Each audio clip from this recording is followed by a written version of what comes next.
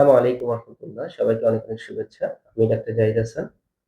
আজকে আপনাদের সাথে আলোচনা করব যে সিকিডি কেন হচ্ছে বা কেন হয়? সিকিডির পিছনে কারণটা কি?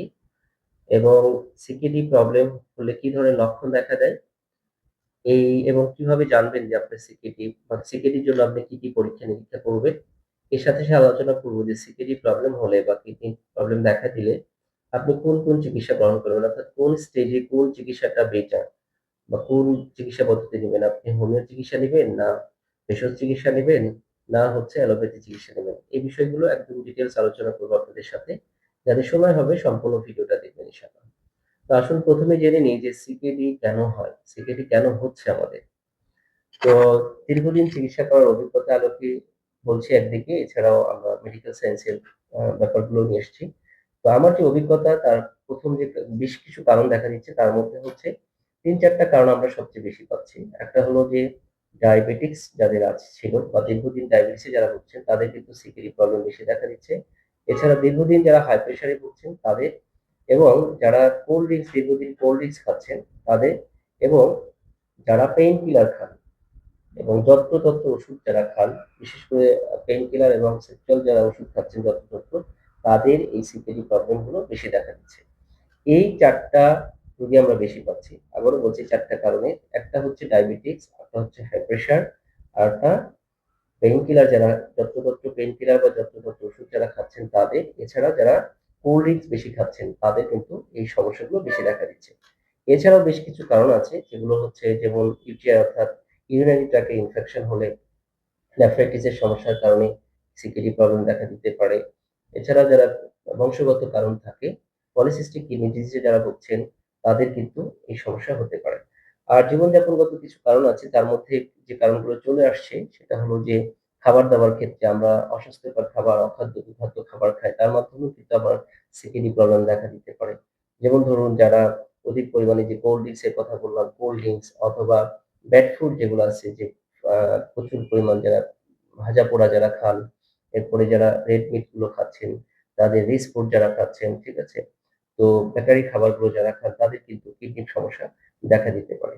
এছাড়া যারা অধিক অ্যাংজাইটির মধ্যে থাকেন এবং মানসিক টেনশনের মধ্যে থাকেন, মানসিক টেনশন বা অ্যাংজাইটির মধ্যে থাকেন এবং অধিক পরিমাণ রাত্রি জাগরণ করেন, এই ধরনের কারণে দীর্ঘ সময় যদি এটা করেন তাতেও আপনার কিডনিতে প্রভাব পড়তে পারে। তাহলে এই কারণগুলো আমরা খেয়াল করব। আমরা সংক্ষিপ্তে আবারও কারণগুলো আপনাদের সামনে উপস্থাপন করছি। একটা হলো যে সবচেয়ে বেশি হলো ডায়াবেটিস থাকলে, উচ্চ রক্তচাপ, ইউটিআই অর্থাৎ ইউরিনারি ট্র্যাক্ট ইনফেকশন, নেফ্রনের সমস্যা থাকলে অর্থাৎ নেফ্রাইটিস হলে, এছাড়া পিকেডি সমস্যা পলিসিস্টিক কিডনি ডিজিজ এর কারণে হতে পারে। এছাড়া যদি যারা বেশি পরিমাণ পেইন কিলার বা অন্যান্য জানা অজানা বিভিন্ন ওষুধ খেয়ে ওষুধ খাচ্ছেন তাদের, এরপর কোল্ড ড্রিংকস হতে পারে। এরপরে যারা ভাজাপোড়া খাচ্ছেন অথবা বেশি রিচ ফুড খাচ্ছেন, ফ্রাই ফুড খাচ্ছেন এবং ফাস্ট ফুড খাচ্ছেন। এছাড়া রেড মিট যারা বেশি খান এবং অধিক পরিমাণ টেনশন অথবা রাত্রি জাগরণ করেন, তাদের কিন্তু এই সিকেডি প্রবলেম দেখা দিতে পারে। আচ্ছা, এখন আমরা জানবো যে সিকেডি প্রবলেম হলে আমরা কি, কি লক্ষণ আপনার দেখা দিতে পারে? খুবই ইম্পোর্টেন্ট বিষয়। তো যে লক্ষণ দেখা দিলে আপনি বুঝবেন যে আপনার কিডনিতে সমস্যা দেখা দিচ্ছে বা হতে পারে। বিশেষ করে কিডনিতে যদি কোন সমস্যা দেখা দেয়, ১ম যে প্রবলেমটা হয় সেটা হচ্ছে ইউরিনের প্রবলেম দেখা হয়। অর্থাৎ ইউরিনের কালার চেঞ্জ হতে পারে, ইউরিনের ফেনা বেশি হতে পারে, ইউরিনের সময় আপনার জ্বালা-পোড়া হতে পারে। এরপরে হচ্ছে ইউরিন কমে যেতে পারে। এটা প্রবলেম। ২য় হচ্ছে যে এ কারণে আপনার শরীরটা ফুলে যেতে ফোলা, ফোলা ভাব দেখায় বা চোখের নিচে ফোলা ভাব দেখায় বা জার্নি করলে বা বেশি হাঁটাচলা করলে তখন পাটা বা শরীরটা ফোলা ভাব দেখায়। এই ধরনের লক্ষণগুলো দেখা দেয়। এছাড়া আরো কিছু লক্ষণ থাকে যেমন শরীর ভীষণভাবে দুর্বল, ভীষণ দুর্বল এবং শরীরে সবসময় জ্বর, জ্বর ভাব। আ এর চেয়ে যখন সিরিয়াস হয় তখন আপনার বমি, বমি ভাব এবং শ্বাসকষ্টটা চলে আসতে পারে। তো এইরকম লক্ষণ থাকলে আপনি কিন্তু অবশ্যই পরীক্ষা-নিরীক্ষা করাতে হবে যে আপনার কিডনিতে কোন সমস্যা আছে কিনা। আবারও বলছি যে, যে সকল লক্ষণে আপনি বুঝবেন যে আপনার কিডনিতে সমস্যা হতে পারে, ১ম এ হচ্ছে প্রস্রাবে যে সমস্যাগুলো যদি প্রস্রাব কমে যায়, প্রস্রাব ফেনাযুক্ত হয়, প্রস্রাব দুর্গন্ধ হয়, প্রস্রাবে যদি কালার পরিবর্তন হয়, তাহলে এছাড়া যেটা হতে পারে কোমরের পাশ দিয়ে ব্যথা, প্রচুর শারীরিক দুর্বলতা, শ্বাসকষ্ট, বমি, বমি ভাব, জ্বর, জ্বর ভাব এই লক্ষণগুলো কিন্তু কিডনি রোগীদের সাধারণত দেখা দেয় বা কিডনিতে প্রবলেম হলে এই লক্ষণগুলো দেখা দেয়।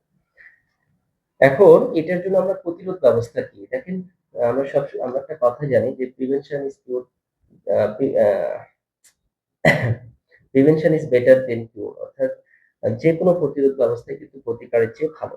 তাহলে আমরা প্রতিরোধের জন্য কিছু কাজ করতে পারি, যেটা কি, যে কজেশনের কারণে কিডনি সমস্যাগুলো দেখা দেয়, সেই কারণ যদি আমরা অমিট করতে পারি তাহলে কিন্তু আমরা এই কিডনি সমস্যা থেকে বেঁচে থাকতে পারি। কারণ এটা অত্যন্ত জটিল এবং অত্যন্ত শারীরিক, মানসিক, আর্থিক বেদনাদায়ক একটা রোগ। এজন্য আমরা অবশ্যই প্রিভেন্টিভ কাজগুলো করব। যেমন আমরা অনিয়ন্ত্রিত জীবনযাপন করব না। অনিয়ন্ত্রিত জীবনযাপনের মধ্যে খাদ্যাভ্যাসের যে নিয়ন্ত্রণহীনতা আছে সেটাতে আমরা কন্ট্রোল করব। ডায়াবেটিস থাকলে সেগুলো কন্ট্রোল করার চেষ্টা করব। হাই প্রেশার কন্ট্রোল করার চেষ্টা করব। তার যত্রতত্র ওষুধপাতি খাওয়ার ক্ষেত্রে আমরা সতর্কতা অবলম্বন করব। এগুলো যদি আমরা কন্ট্রোল করতে পারি, পরিমিত পরিমাণ পানি খেতে পারি, তাহলে ইনশাআল্লাহ আমরা সহজেই সিকেডি প্রতিরোধ করতে পারব। এখন যারা সিকেডি তে আক্রান্ত হচ্ছেন তারা কোন চিকিৎসা নেবেন? এটা সবচেয়ে ইম্পোর্টেন্ট একটা বিষয়। অনেকেই বুঝতে পারছে না যে স্যার আমি আসলে কি চিকিৎসা নেব, বা খুব তাড়াহুড়া করছে, বা অনেকে জানছে না যে সিকেডি হলে আমার আসলে কি করণীয়। তো যারা সিকেডি প্রবলেম দেখা দিচ্ছে জানতে পারবেন, তখন তাদেরকে বলব যে অবশ্যই আপনি যাচাই বাছাই করে খোঁজ খবর নিয়ে তারপরে ট্রিটমেন্ট গুলো নিবেন। কারণ হচ্ছে যে অনেকেই মডার্ন মেডিসিন গ্রহণ করতে যেয়ে কিন্তু প্রাথমিকভাবে সে হয়তো কিছুদিন ভালো থাকছে, এরপরে দ্রুত তার সেরাম ক্রিয়েটিনিন বেড়ে যাচ্ছে এবং ডাক্তার তাদেরকে বলছে যে আপনারা ডায়ালাসিস করেন, এবং একটা সময় যে ডায়ালাসিস আর কাজ হচ্ছে না তখন বললেন যে ট্রান্সপ্লান্টের প্রিপারেশন নেন। তো এটা খুব ব্যয়বহুল এবং কি বলবো পেইনফুল ট্রিটমেন্ট, ট্রান্সপ্লান্ট এবং এই ডায়ালাসিস দুটোই। সুতরাং আপনাকে এইখানে এসে অর্থাৎ সিকিডি আক্রান্ত হওয়ার পরেও ডায়ালাসিস প্রিভেন্টিভ ওষুধ মানে ট্রিটমেন্ট গুলো নিতে হবে। সেটা হচ্ছে যে কখন ডায়ালাসিসের আগে আপনি যে ট্রিটমেন্ট গুলো নিবেন সেটা হচ্ছে অবশ্যই হোমিও এবং ভেষজ চিকিৎসাটা নিবেন। দেখবেন আশা করা যায় যে আপনার ডায়ালাসিস এবং ট্রান্সপ্লান্ট করা লাগবে না। অন্তত প্রতিরোধ করা সম্ভব হবে যে দীর্ঘদিন যদি এই ট্রিটমেন্টটা নিতে থাকে, ইনশাআল্লাহ আপনার ডায়ালাসিস এবং ট্রান্সপ্লান্টে যেতে হবে না। তারপরে যেটা করতে পারেন সেটা হলো, যদি সিরিয়াস কন্ডিশন চলে যান, কন্ট্রোল হয়, অর্থাৎ ১০০% রোগী তো আর আপনার কন্ট্রোল থাকবে না। তবে এখানে 50-60% ও যদি আপনি ইমপ্রুভ থাকে, রোগীরা ভালো থাকে, তাহলেও কিন্তু আপনারা অবশ্যই হোমিও এবং ভেষজ চিকিৎসা গ্রহণ করবেন। এখন এবং তারপরে যদি আনকন্ট্রোল হয়ে যায়, অর্থাৎ আপনার ভীষণভাবে শরীর দুর্বল, ভীষণভাবে শরীর ফুলে গেছে, ভীষণ শ্বাসকষ্ট, প্রচন্ড বমি হচ্ছে, এরকম কন্ডিশন থাকলে অবশ্যই, বা কোনোভাবে সেরাম ক্রিয়েটিনিন কন্ট্রোল হচ্ছে না, তখন কিন্তু আপনার অবশ্যই মডার্ন মেডিসিন গুলো গ্রহণ করতে হবে, অর্থাৎ সেখানে ব্যবস্থাপনা হিসেবে আপনি ডায়ালাসিস করতে পারেন। পাশাপাশি অবশ্যই আপনাকে ভেষজ এবং হোমিও ট্রিটমেন্টটা চালিয়ে যাবেন। কারণ হচ্ছে পৃথিবীতে একমাত্র হোমিও চিকিৎসার এর ডেফিনিট কিছু মেডিসিন রয়েছে যেগুলো আপনার কিডনিকে রিজেনারেট করতে পারে। সুতরাং আমরা যদি সঠিক সময়ে, সঠিকভাবে, নিয়মিতভাবে আ সঠিক জায়গা থেকে সঠিকভাবে চিকিৎসাগুলো পান, আশা করা যায় ইনশাআল্লাহ আপনার ডায়ালাসিস করা লাগবে না এবং ট্রান্সপ্লান্ট ও করা লাগবে না। এবং আমরা আমাদের আ মানে YouTube এ এবং Facebook পেজগুলোতে নিয়মিতভাবে কি ধরনের ভেষজ খাবেন, কি ধরনের হোমিও ওষুধ খাবেন, এই বিষয়গুলো কিন্তু আমরা শেয়ার করে থাকি। সুতরাং আমাদের পেজগুলো ফলো দিয়ে রাখবেন। YouTube এ আপনারা সাবস্ক্রাইব করে রাখবেন। ইনশাআল্লাহ এগুলো সব পেয়ে যাবেন। তো এজন্য আমরা বলব যে আপনি অবশ্যই যখন সিকিডি দেখা দিবে আপনি প্রাথমিক থেকেই শুরু করবেন হোমিও এবং ভেষজ চিকিৎসা।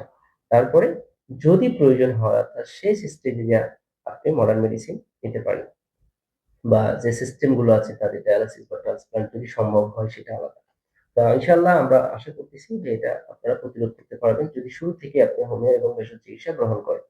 তো এটার জন্য আমাদের সাথে যোগাযোগ রাখবেন এবং আমাদের পেজগুলো আ এবং YouTube চ্যানেলগুলো আপনি ফলো দিয়ে এবং সাবস্ক্রাইব করে রাখবেন ইনশাআল্লাহ।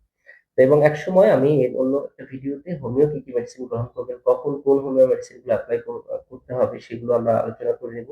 কারণ অনেকেই আমাদের কাছে আসতে চান না। তারা নিজেরা হোমিও এপ্লাই করতে চান। এটা কিন্তু কঠিন, এটা করা যায় না।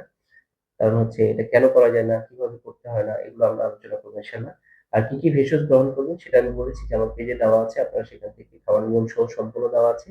সেটা আপনারা গ্রহণ করবেন ইনশাআল্লাহ। বাকিটা যদি কোনোভাবে আনকন্ট্রোল হয় তখন আপনারা অন্য কোনো সিস্টেম বা ডায়ালিসিস বা ট্রান্সপ্লান্ট এর চিন্তা করবেন ইনশাআল্লাহ।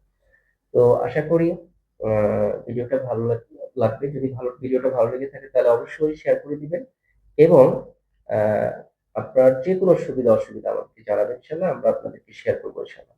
তো সবাই ভালো থাকবেন, সুস্থ থাকবেন। সবার জন্য দোয়া এবং শুভকামনা রইলো। আমাদের জন্য দোয়া করবেন। আসসালামু আলাইকুম ওয়া রাহমাতুল্লাহ।